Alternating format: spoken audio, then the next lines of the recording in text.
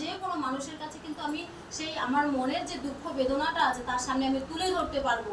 সাধারণত যদিও আমাদের সৎসঙ্গী মানুষের কারো সামনে দুঃখ তুলে ধরতে দরকার হয় না, কারণ আমরা যখন ঠাকুর ঘরে যাই তখন আমাদের মনের যত আবেগ আছে, দুঃখ আবার খুশি, আমরা কিন্তু সবই ঠাকুরের সাথে শেয়ার করি।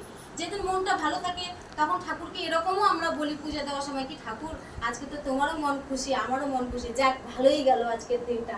সারাদিন যেমন যাক সন্ধ্যাবেলা কিন্তু ঠাকুরকে আমরা একবার বলি, ঠাকুর আজকের দিনটা তো ভালোই গেল। এটা কিন্তু আমার দিক থেকে হয়, প্রায় অনেকজনের সবার দিক থেকেই হয়। এবং যখন যদি কোনো রকম আমরা পরিবেশে কোনো রকম আমরা দুঃখ পাই, বেদনা পাই, তখন কিন্তু আমাদের আর মানুষ খুঁজতে হয় না। আমার অনেক বান্ধবীরা আছে, তো ওরা মানে খুব ভালো বান্ধবী হয় না, মানে খুব ক্লোজ, যারা আশা করে যে আমি একটু সব জানি কিন্তু এই ব্যাপারটা কেন জানলাম না, মানে সব জানে। হঠাৎ তখন ওদের কোশ্চেন থাকে, আরে এত বড় বড় সমস্যা, এই ব্যাপারগুলো কই বলিস নি তো। যে আমার কখনো মনেই হয়নি যে এটা আমি এত বড় সমস্যা আমি তার সাথে বলি, কারণ আমার যত বড় সমস্যা তত আমি ঠাকুরের সামনে গেলে পরে একমাত্র আমার মনে পড়ে আমি তার সাথেই গল্প করি। আমি বলি, ঠাকুর তুমি আমাকে বলে দাও আমি কি করব।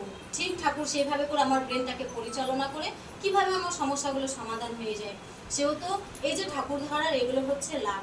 আর কি কি হয় সমাজে, সবার প্রথম আমরা পরস্পরকে বুঝতে পারি, ভালোবাসা বিনিয়োগ করতে পারি। আর ঠাকুর এগুলো